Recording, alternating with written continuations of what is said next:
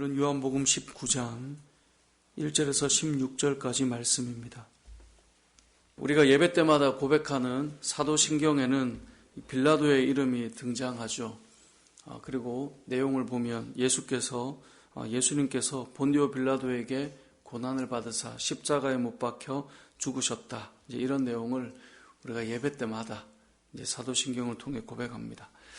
그런데 빌라도를 보면 예수님을 죽이려고 했던 당시 대제사장을 비롯한 종교 지도자들과는 좀 다르게 예수님은 죄가 없다라는 생각을 했었던 인물입니다. 그리고 오늘 본문 1절도 보면 예수님을 데려다가 채찍질 했다라고 1절에 말씀하고 있거든요. 그런데 누가복음 23장 15, 16절을 보면 왜 채찍질을 했는가를 설명해 주는데요. 보라, 누가복음 23장 15, 16절이에요. 보라, 그가 행한 일에는 죽일 일이 없느니라. 그러므로 때려서 놓겠노라.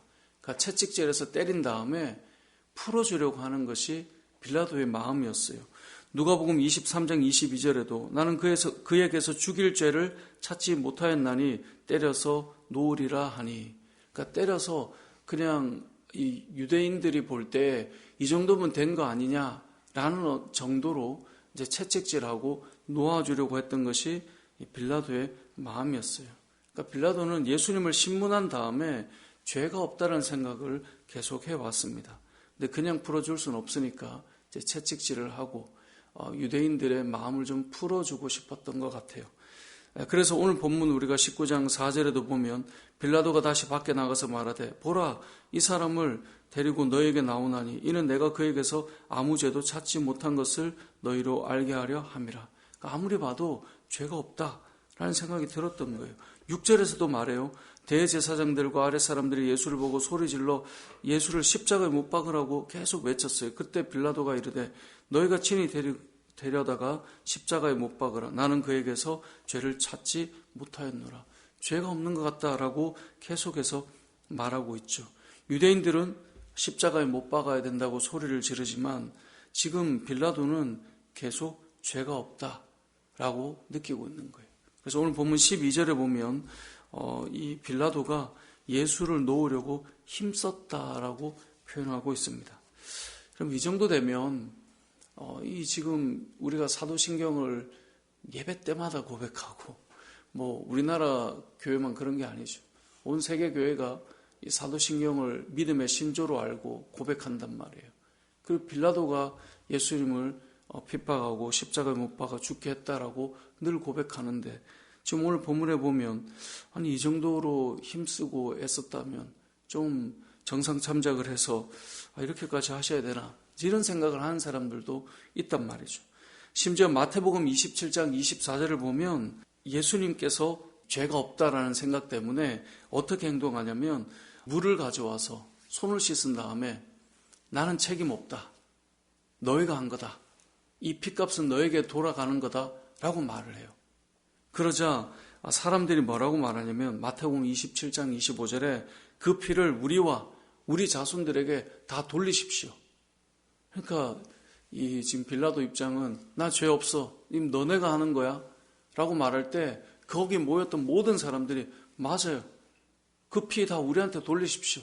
라고 말해서 십자가에 못 박았어요.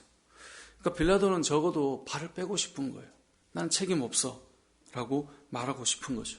하지만 이 사도신경에는 백성들이 이렇게 했다라고 말하지 않고 빌라도의 이름이 적혀 있다는 거죠. 왜 이런 것일까? 여기에 대해서 옹호하고 또 빌라도를 좀 안타깝게 여기는 사람들도 있지만 왜 우리가 사도신경이나 또 성경은 빌라도로부터 고난을 받아 십자가에 죽으셨다라고 말할까? 그것은 오늘 본문 10절에 나오는 말씀 때문에 그렇습니다. 10절을 같이 한번 읽어보겠습니다. 시작. 빌라도가 이르되 내게 말하지 아니하느냐? 내가 너를 놓을 고난도 있고 십자가에 못 박을 고난도 있는 줄 알지 못하느냐? 자, 빌라도에게 뭐가 있다는 거예요? 네, 권한이 있다는 거예요. 놓을 권한도 있고 뭐도 있다고요? 십자가에 못 박을 권한도 빌라도에게 있다라는 것을 누가 말하고 있어요? 빌라도가 말하고 있는 거예요.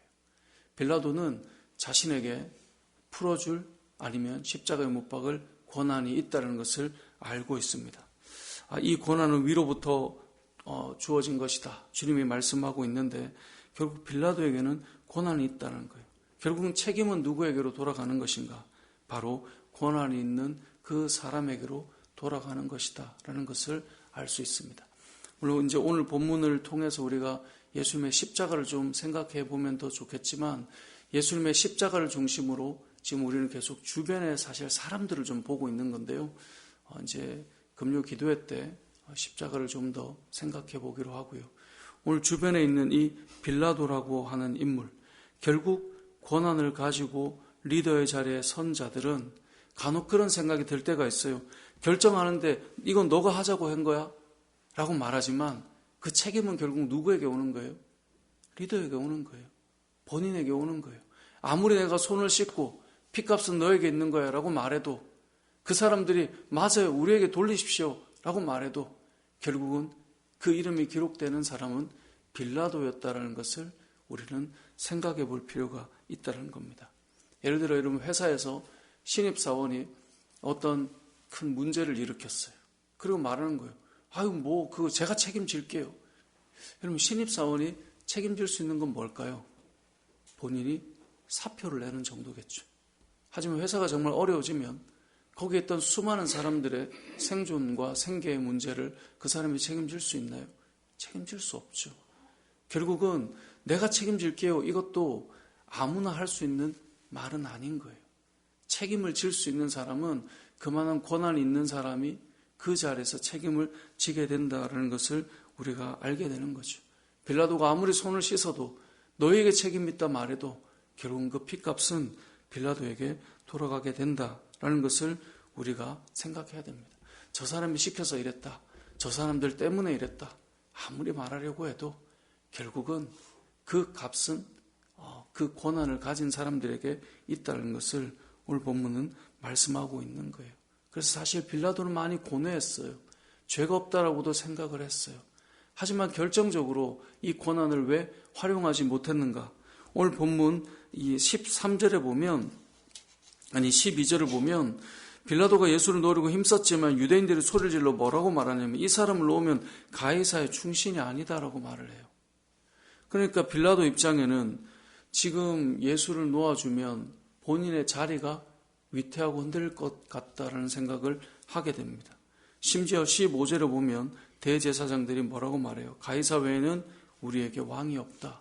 만약에 예수를 놓아주면 가이사가 왕이다라고 하는 것을 부인하는 것과 같은 그런 좀 모습이 비춰지는 거예요. 사실 이 말씀을 읽을 때마다 이 대제사장들도 참 대단한 게, 아무리 그래도 하나님의 백성이고 하나님과 사람들을 중재하는 중보의 자리에 있는 대제사장들이 예수를 죽이고자 하는 그 마음 때문에 어떻게 가이사만이 왕이다라고 말을 하며 외칠 수 있을까? 간혹 그런 때가 있지 않습니까? 아무리 그래도 어떻게 이런 말을 할까? 이게 과연 성도가 할 말인가? 제가 이제 목사니까 이게 목사가 할 말인가? 이런 생각이 들 때가 온다는 거죠. 이게 직분을 가진 사람이 할 말인가? 지금 대제사장들이 그렇게 하고 있는데, 아무튼 빌라도는 이 말이 어떻게 들리느냐?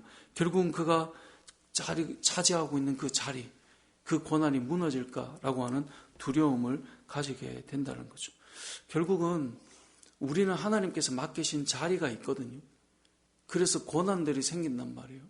그런데 우리는 그 자리를 지키기 위해서 사는 자가 아니라 주어진 그 권한을 주를 위해서 사용을 해야 되는데, 사실 빌라도 같은 경우는 자리를 지키기 위해서 그는 기꺼이 자신의 권한을 잘 활용하지 못했다는 것을 우리가 볼 수 있다는 거죠. 세상을 살아가는 우리들도 마찬가지입니다. 빌라도처럼 우리는 믿음을 지키며 살아야 하지만 자리를 지키기 위해서 우리의 믿음을 내려놓는, 우리에게 주어진 것들을 내려놓는 그런 삶을 살아가게 된다는 거죠. 결국 무엇을 위해 내가 이런 선택을 하는 것인가? 자리를 지키기 위해서 어떤 결정을 하는 모습이 자꾸 나오는 거예요. 나의 신변을 위해서 그것을 선택하는 거죠. 하나님께서 나에게 고난을 주셨고 하나님께서 나에게 어떤 위치를 주셨는데 그것을 주를 위해 쓰는 것이 아니라 나의 안전을 위해서 그것을 기꺼이 내려놓는 일들이 우리에게도 일어날 수 있다라는 거죠. 그래서 여러분, 리더는 끌려다니는 자리에 있는 자들은 아닙니다. 리더는 이끌고 가는 사람을 말하는 거죠. 물론 요즘 말하는 리더십은 팔로우 리더십이라고 뒤에서 또 따라가지고 밀어준다라는 말을 하지만 그것 역시도 이끌고 가는 하나의 모습인 것이죠. 그래서 어찌 보면 리더는 오늘 본문을 보면 그런 생각을 많이 했어요.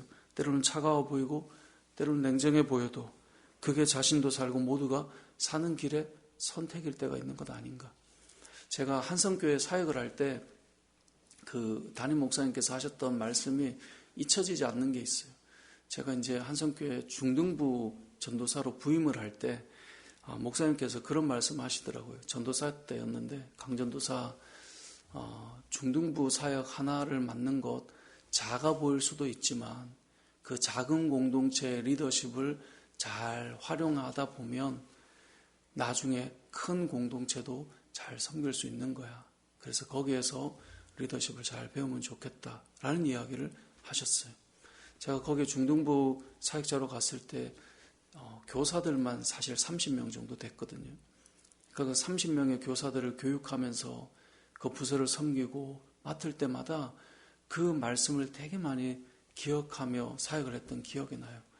작아 보이는 곳이라도 내가 그곳에서 리더로서 잘 감당하면 하나님께서 또 더 많은 것들을 맡기지 않을까. 여러분, 세상을 살아가면서 우리들은 다 크고 작은 자리에 리더십을 가지고 살아갑니다. 당장 보기에는 작아 보일 수도 있지만 거기에서 우리가 주를 위해 섬기는 그 모습이 하나님께서 우리를 세우는 그런 일이 될 텐데요. 기억해야 될 것은 여러분이 크던 작던 맡겨진 그 리더십은 주어진 권한이 있을 것이고 그것은 자리를 지키라고 준 것이 아니라 하나님의 뜻을 일하라고 이루라고 주신 여러분에게 맡기신 자리라는 것을 기억해야 돼요. 우리가 리더십을 맡기도 하고 또 누구 아래에 있기도 하죠. 그런 자리들을 어떻게 감당하며 살아가는가. 이것은 너무나 중요한데요. 빌라도처럼 내가 손을 씻었다고 그 피값이 넘어가는 것은 아니다. 우리는 이 사실을 기억해야 돼요. 내가 너희들이 하자고 해서 한 거야 라고 말한다고 해서 그것이 나의 책임에서 넘어가지는 것은 아니다 라는 것을 기억하면서 우리에게 맡기신 그 자리, 여러분 각자가 맡겨진 자리들이 있지 않습니까? 때로는 무겁기도 하고 때로는 힘겹기도 하고 그것이 크냐 작냐의 문제가 아니라 그 역할을 감당할 때 오늘 이 빌라도가 결국은 그 자리, 이러면 너 가이사의 충신 맞아? 죄가 없음에도 불구하고 그 자리를 지키고 그것을 선택하려고 했던 그것 때문에 어찌 보면 오고 가는 수많은 교회사 속에 빌라도의 이름은 끊임없이 등극하고 있다는 것을 우리가 기억해 보며 우리에게 주신 그 시간과 우리에게 주신 그 자리와 우리에게 맡기신 그 권한이 하나님 앞에서 잘 사용되어서 때로는 누구 아래에서 때로는 누구 위에서 주를 위해서 살아갈 때 하나님 앞에 부끄럽지 않게 살아가는 저와 여러분의 삶이 되시길, 또 하나님의 영광을 위해 살아가는 저와 여러분의 삶이 되시길 주님의 이름으로 축복합니다. 아멘.